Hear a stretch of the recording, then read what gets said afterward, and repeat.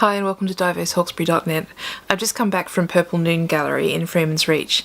Today I had a cancellation and I'd always wanted to go and see this gallery, especially seeing as it had an Indigenous art exhibition that's running only until the end of this weekend. So this is the last weekend that you can go and see this incredible artwork that's come from right out in the Red Centre. It's not from our local Indigenous clans, it's from the area of research where the curator and owner of the gallery, Dr. Robyn travelled to and studied extensively and worked with these communities to bring this artwork all the way over here so we can enjoy it and have an opportunity to purchase it. I expected to visit and just get a little look at some art and a bit of an understanding about the community it had arisen from, but we ended up having a wonderful conversation about everything that really truly means, and I learned a lot this morning, so I thought what better way to bring you that learning than to create a video that you can enjoy, and an opportunity just in these last 2 days, this very weekend, to go and have one last look at it and an opportunity to buy if that's your thing. Because it's only around until Sunday afternoon. So do make time this weekend in this beautiful autumn weather we're having to go check out Purple Noon Gallery in Freeman's Reach and just take a look. Even if you're not a buyer, just go have a look. Everyone's welcome. And even if you're not an art person, I think one visit there and you might walk out a little bit different. Check it out. Yes, the exhibition is called Places and Stories, and this is the last weekend, so Sunday at 4 o'clock we'll be closing the doors on another absolutely fabulous Indigenous exhibition.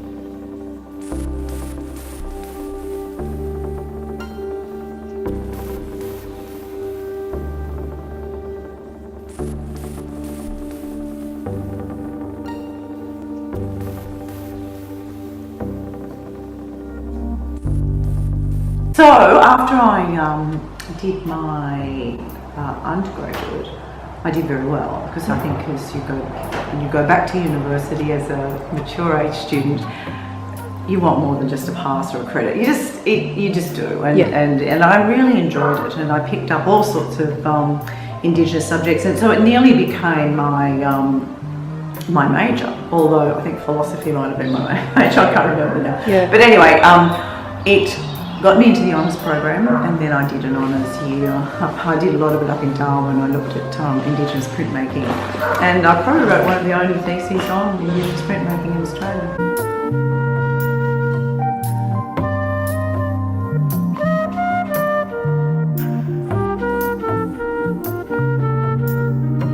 Into an academic career, to be honest. I could have walked out, last year and taken up some sort of either postdoc, lecturing or tutoring type role. But this was what I wanted to go back to university for. Yeah. And this art is from the area that I did my research. So it's one of the most remote places in the world. One of the anthropologists working out in the area said that she can't think of a place anywhere that would be 1,000 kilometres from an urban centre in any direction.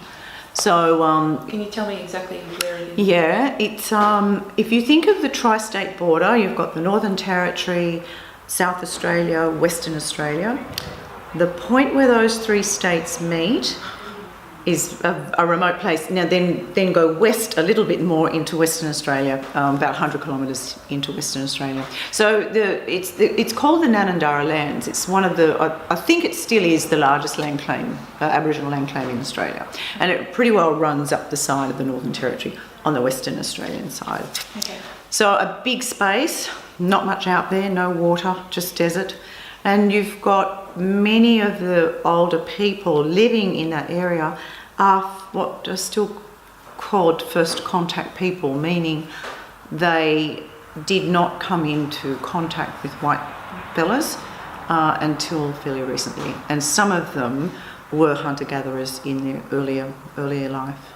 So massive changes for these people. They've gone from, grinding flower from plants to playing with iPads and tablets, and in the space of 40 years. So it's been huge transition for them.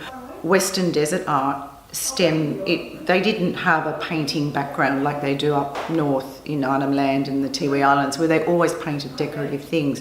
In the desert, the only painting they did was on their body for ceremony or in the sand. They would do sand drawings. And all of these paintings here are a product of sand drawing and body art and stories that are very important to these communities. The printmaking is really a development where artists, a second or third generation of artists.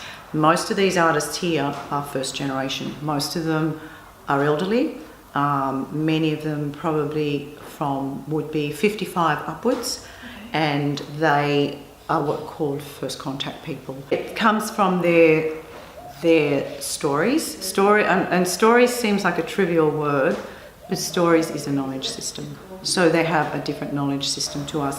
I didn't realise this at the beginning, but definitely after all the research, I would say that it's the completely different knowledge system, which is most surprising. It is something that we can't comprehend.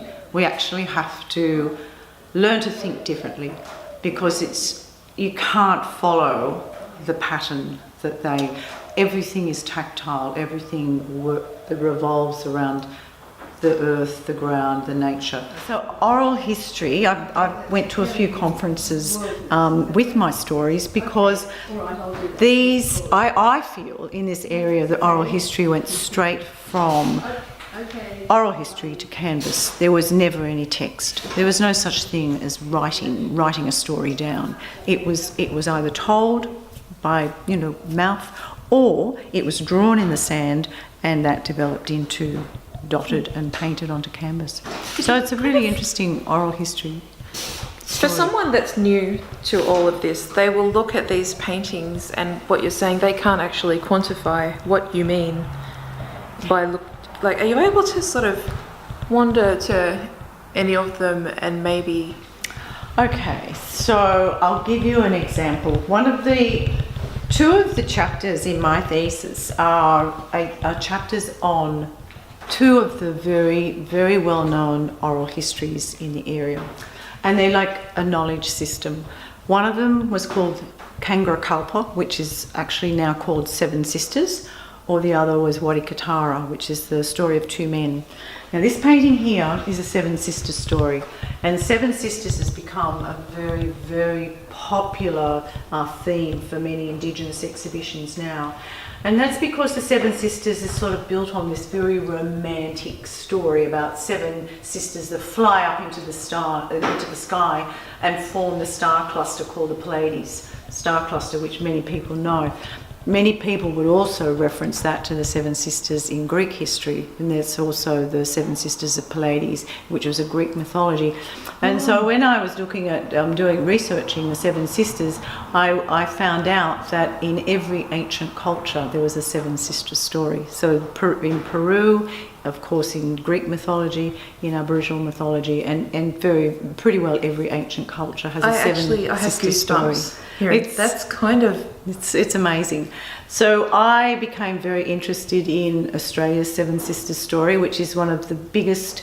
When I say the biggest stories travel along tracks, and many people call them song lines now, and that's a sort of a Western construct. But a song line is where these stories would be passed on, not just orally, but through song and ceremony and dance. And the Seven Sisters virtually traverses Australia in both directions. It's one of the most widespread stories. And the story goes that there were seven sisters wandering around the countryside, gathering food, cooking food, enjoying life, but they were always being watched and chased by this lecherous old man. And he eventually catches the eldest sister because he's chasing them around the country, wanting to take the older sister for a wife. But what I realised was the story changes a lot, And the story is developed in young girls. It's a women's business story. There is a men's business version, but I don't know that. I know of it, but I don't know the details. But in the women's version, it would be told to young girls when they were quite young, you know, like maybe 4 or 5 years of age. And it was very fanciful. It was more like our modern day fairy tale, 7 sisters wandering around and they fly up into the sky. But as they get older and when they reach puberty, the story changes a little bit and they get taken to some of the ceremonial places where the rocks are pink and red, and the whole of puberty and the women's menstrual cycle is explained to them, and they stay out there for a little while and they learn lots about their body and about same 7 sisters story, but it develops. And of course, these more intimate parts of the story would be told to the girls. But then as they get older again, the theme of this story and the main, I guess, the crescendo is it's actually about a very brutal rape. And the moral behind the story is for women to understand what can happen in life. You know, if a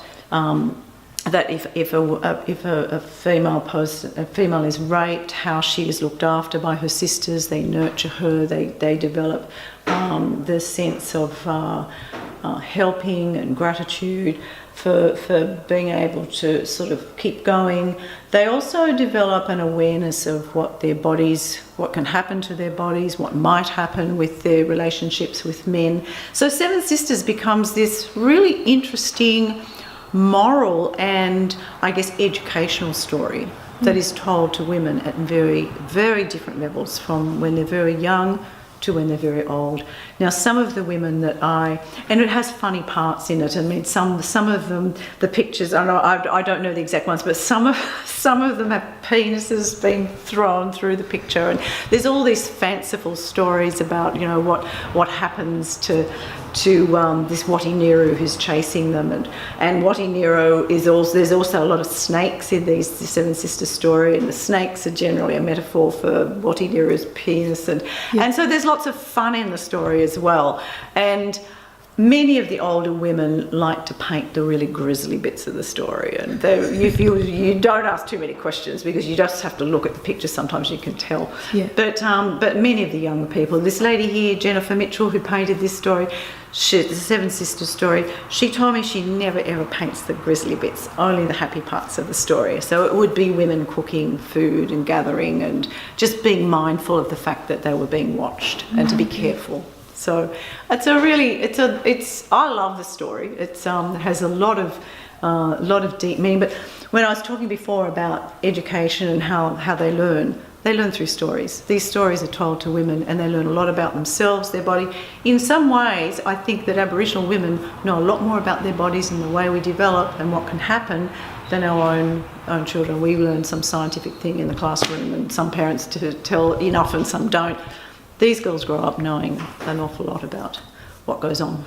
You have that relationship that goes back many years with the communities that you've worked with, and they've visited the gallery, as you say, and are happy to have their work placed here and sold, and that's a form of empowerment through the monetization of their skill. And also a way of educating the rest of us. And their own children. Yes. I'm just wondering about, I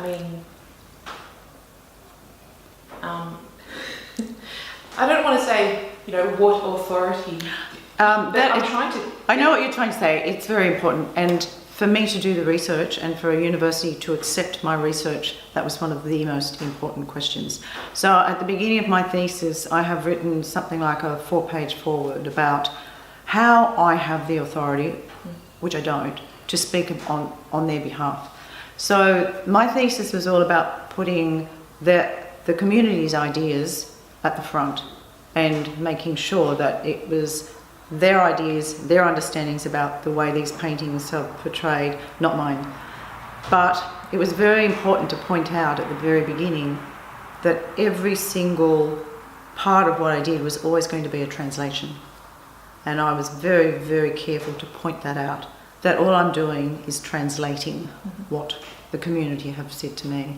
And that's the best I can do. I would never ever try to have people think that I have a huge understanding about, because I don't, and I never will.